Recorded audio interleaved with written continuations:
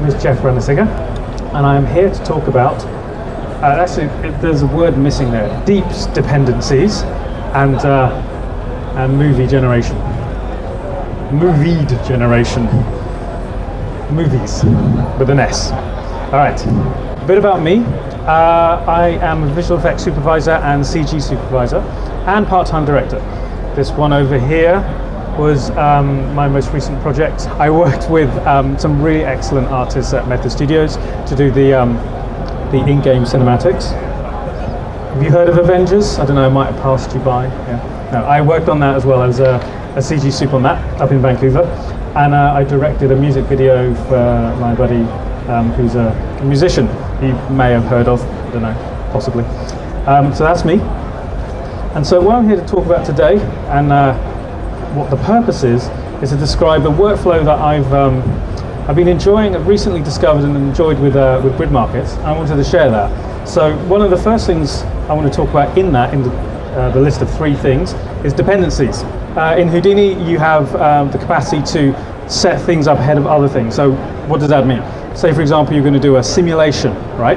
Where you want to simulate some fluids, but that's just points. And that needs to then be turned into a mesh, which then needs to be rendered, right? So these are steps that are quite sequential. And of course, you could do it manually, but where's the fun in that? So I'm going to talk a bit about organizing that.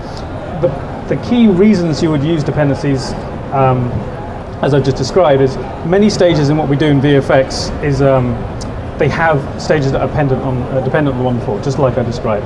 If you can organize your thinking and organize your setup that way, you end up saving time overall, which is great because who wants to waste time?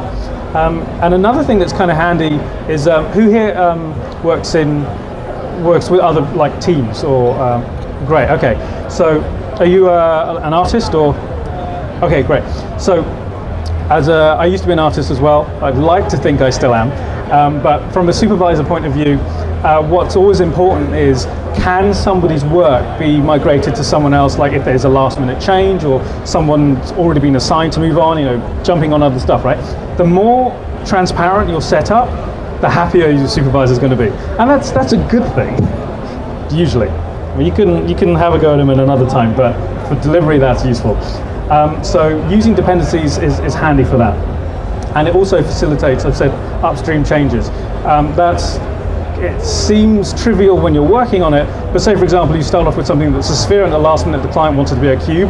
You want to work all your way back and do all of that. If it's already a chain dependency, that information is going to flow through. Of course, being Houdini users, you know that that's kind of what is great about Houdini. So I'm going to go a little bit into that. Another thing I'm going to describe, the last thing on the list, is we can automate on the cloud. And this is about, I'm using GridMarkets as the tool for doing this. So I'm using Houdini and actually doing all my processing on the cloud. And GridMarkets supports being able to create my movies then and there, which is really handy because, of course, when you're generating huge amounts of data, you don't necessarily want to be bringing it down just to look at it and preview it. It's much better just to get that movie, which is a lot smaller. So that's you're familiar with ROPs, I hope. Okay, well, ROP is basically a node you can put at the end of your chain, and that allows you to, that can be to render or can be to save data or whatever, and in this case, to make a movie. And another thing I'm going to talk about, the last thing, which isn't on this list, is deeps. Does anyone know what deep images are? One person, you should do. Anyone else? Okay, you do. Okay, cool. Well, what deeps are they're a type of image that stores the data per sample, and it also stores an idea of depth. Now, why this is useful is that the VFX artists who haven't done stuff with deeps before, you must have had experience having to map things one in front of another. Yeah, you've had that before? All right, deeps does away with that because it already knows how deep it is. So you would then lose the idea of A over B, and it just becomes A and B.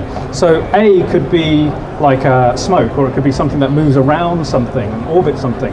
You could change the thing that it moves around and you'd be fine. You wouldn't have to worry about having to regenerate new mats. Now there's a benefit to that besides not having to worry about mats. It's the fact that you can iterate your process, you can iterate your project without necessarily having forethought on what that thing is going to be, right? So I'm going to do a little bit of that and show you what I'm talking about. In the meantime, so you guys know what maps are. That's great. That makes my life easier. Not having to use those makes my life definitely easier. And as I say, you can iterate more easily, which is good. So this image here is this little testing that I've come up with. This actually is a deep image, but it looks completely like a regular image. This is the same image seen off to the side. So this here is a combination of, actually, let me see if I can give you a more interactive view of that. There you go. All right. So as I say, that is a deep image. Now, this camera here tells in this case, Nuke, tells where to put those points in 3D space, which is good to know. So if you think of it in terms of almost like a point cloud for your image. But when you look at it through the camera, well, then it just looks like this, exactly the same image. So just keep that in mind. So this allows you then, as I say, to place things in depth, have things move through each other, and you don't need to worry about maths. Okay, so we'll move on to what that looks like in Houdini land. All right. So the Houdini, sorry, can you remind me who here is a Houdini artist? Way more people than that, come on. All right, so you're familiar then, of course, that with Houdini, pretty much all over your interface, we're talking about data flow. So like with this simple thing here, you're sending your data through this, and by the time you get down to here, it's changed it to whatever. So that's fairly standard. The place where that doesn't occur is actually in ROPs. Now, does anyone here chain up ROPs? It's always better do, and you do too, right? Cool. So the idea here is that it's not so much sending data from one place to another, it's more about what gets evaluated first. So in this case, I'm rendering a sky. I've got it bypassed here. If I rendered the sky, well, that's fine, but that's kind of boring. So I'm going to add items to it. So as you can see in this one here, I've got, oops, sorry.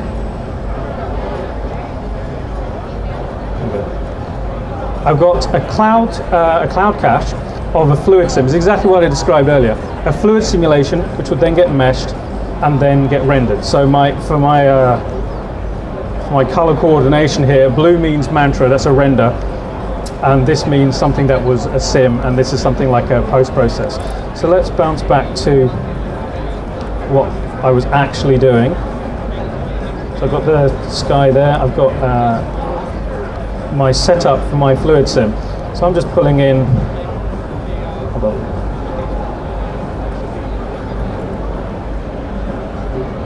Thought you'd catch me out with your pin.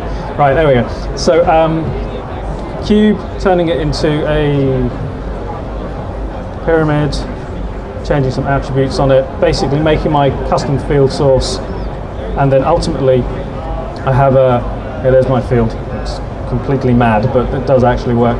And then this dot is where I do, if you guys are familiar, you can run your simulation with this and off you go.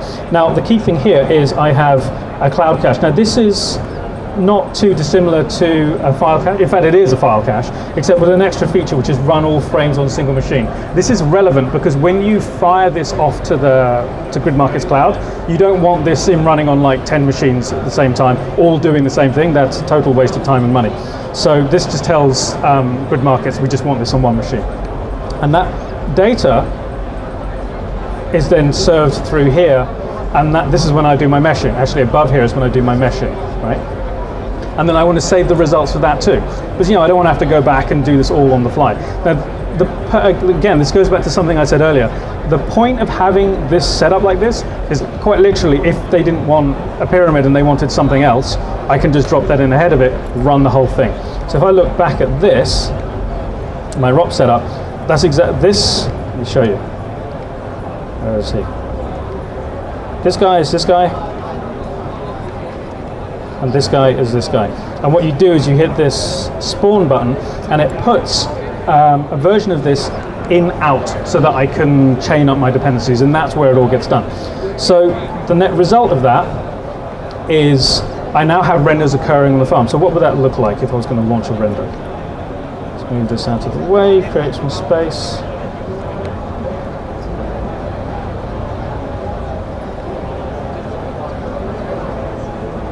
There we go. All right, I'm going to disconnect some of these guys because I'm not at that bit yet. All right, so what am I doing here? I have a render submit, which basically is the mechanism by which GridMarkets can find out what I want to render. So I plug in the render. I'm going to disconnect these guys for now. If I was to run this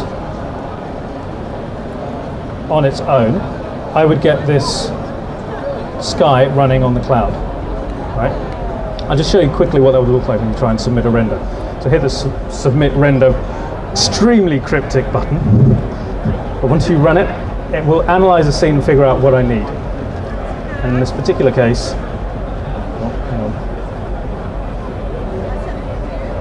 My laptop's being a bit slow, it's not plugged in, sorry about that. There we go.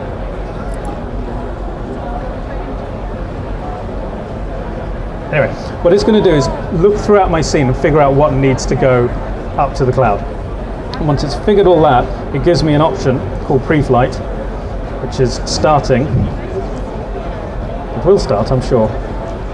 When it does, there we go. All right, so this tells me everything that I want to download and upload. Now the reason this is important is when you're doing simulations, you're creating potentially terabytes of data. You don't want to pull all that down, that's madness. And I'm using my phone. I don't want to use my data plan to bring down loads of data.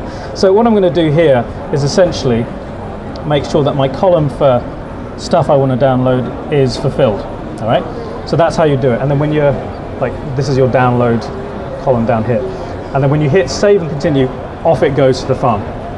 Now, clearly, I've done this before, so I didn't have to like have a hiccup here. So I have this already set up. So I'm going to do something else. I'm going to combine two deeps, because this guy here, as you say, not all of you gentlemen over here said that he hasn't used deeps before. This is where you turn them on, right? So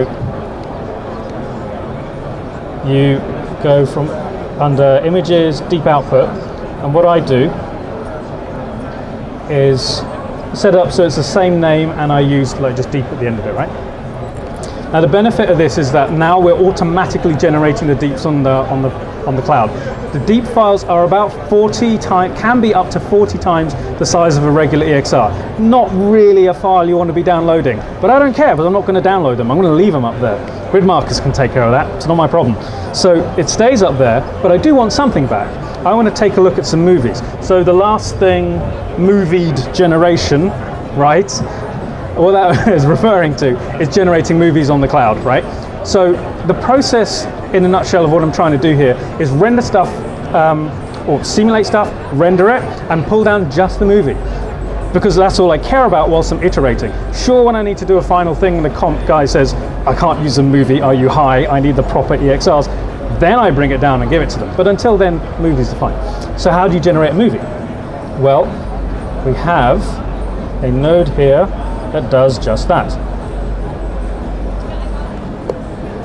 It's much easier. All right, so this little guy here, it takes whatever's going into it.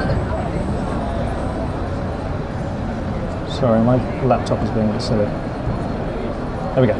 Right, and you can set it, it figures out what's coming into it and figures out what the input image file is going to be, and then tells you what the movie is going to be. All right, so when I run this, this is going to appear in the cloud. So I'm going to connect it to this. What is this? DSM merge. So we talked about deeps, I talked about mats, right? And the fact that you don't need them. So when you have deeps, you want to combine them, right? Deep merge them, right? This is how I do it. Now you guys, if you're Houdini guys, could well be way, way better than me at this, but this is how I do it. I set it up, so let's get rid of two of these. So I take the image name coming from Sky. Now these are actually bypassed because I've actually already rendered them, but it doesn't matter. The images are still on GridMarkets Cloud. They're still accessible to me. So, and the same rules apply. You know, I've set up the path for the deep to be saved here. So in the merge, I pull in both of those things. Very easy to do. You know, I just ask it to look for the node and the DCM file name, and so this translates to the same thing, same place that this was going to save to. So that's all well and good. The point of this is that it's going to take two separate renders, already rendered, and merge them for me. Kind of like, well, it's basically a deep composite on the cloud. Now, that's going to result in a deep image, which isn't useful if I want to make a movie. So this little step here, anyone familiar with COPS? Must be, yeah? Yeah, you know what's going on. So with COPS, all I'm doing is loading up a deep and saving it as a regular image.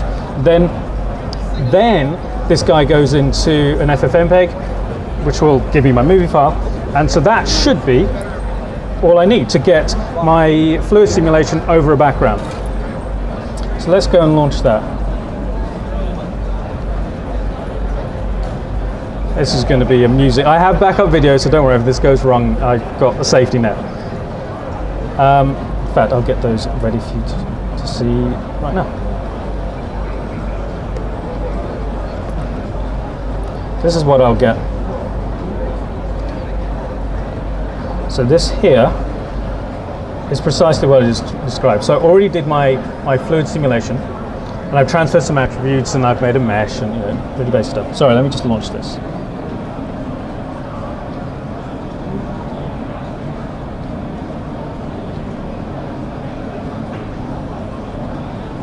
Cool. So an A over B would have been completely fine here.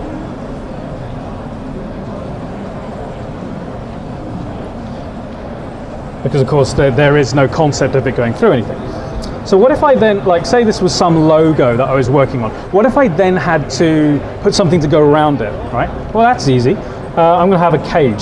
So that cage is going to be, checking for time, I have 10 minutes. All right, that cage,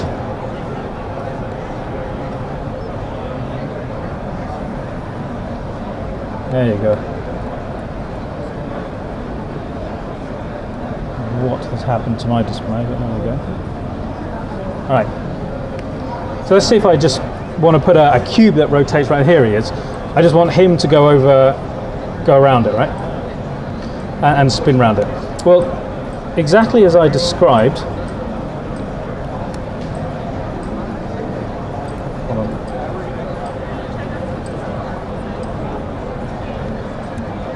What I do is plug it in. So the reason I would plug it in is this. Remember, it's not about data flow. It's about the order that things evaluate. So I've already rendered these two guys, so this should be off. I'm adding a new element. Imagine this is your workflow, adding a new element. So this guy, of course, would be on. I don't need to disconnect all the other stuff because I might want to run it again in future and I don't want to confuse myself. The point here is I clearly don't want to merge a DSM, the deep files, until I've rendered this new boxy thing. So this goes into this. And at the end of it, I'll stick this FFmpeg, which will then take, as I said before, the result of those deeps being merged, and out I go with an FFmpeg movie, which I can download later, a lot quicker than downloading EXRs and certainly downloading deep files. So what would that look like? This jumps back to the point of why deeps are more useful. So here's if you don't use deeps. You get this A over B nonsense, no maths, so obviously this bit over here should have been behind it, and so you can immediately see, well, sure, I can mat it out, but then if I wanted to change that liquid, then I'd have to render that again with new mats, and it's just going to be all kinds of I don't need that. But if I have it as deeps, well, deeps know where they are in depth. So this deep mode, this thing I'm showing you right now, is the thing essentially I've just launched, right? So you can see that over here, let me see if I can zoom in. You can see that stuff that should be behind is behind. Okay, well that's fairly trivial. This is a fairly quick little job, but it can, as you all know, your work can get more and more complex. So if that's the case, knowing that, like if you look at this example here, I've got all manner of nonsense going on here. So let's take a look at what would happen if I ran, say, a pyrosim. Of course, yeah, if you just do an A over B, it's going to look ridiculous and totally wrong. But with deeps, again, you get things correctly in front of and behind things. exactly the same setup I showed you. So that would be this guy over here. I'm just going to plug him in and set that to add yet more items. So each time I do this, I add in, all I'm doing basically is asking it to consider other mantra outputs and merge them all together. So I'm going to put cage, oops, not bypass.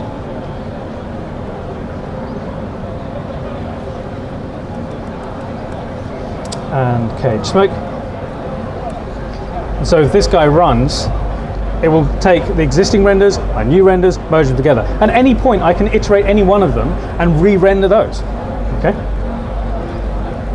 Now, for the people who aren't so familiar with deeps, things to look at here that are kind of nice are the fact that, in fact, let's add another element. Let's add some advected points that get stuck together with this weird kind of plexus nonsense. So when it's A over B, it looks hideous. But when it's deeps, if you look, stuff is kind of emerging through the smoke. I mean, sorry, this is low res, but you kind of get the idea. So I can play it. So now this, as you can imagine, to iterate this is going to be a pain, right? Because if I wanted to change that fluid sim, I've got to re-render all of those layers again. And very quickly you realize that life isn't worth living at that point. But when you have deeps, it becomes something that you're like, I don't care. Throw it at me, I'll get on with it. And so you can just keep going. And that's, for me, that's the hook. The fact that I can generate this colossal amount of data, not have to worry about it, and just download the movie as I'm iterating. I mean, this stuff was generated, stood over there on a phone, which is kind of cool. And we're going to do it here because that would be kind of fraught with danger.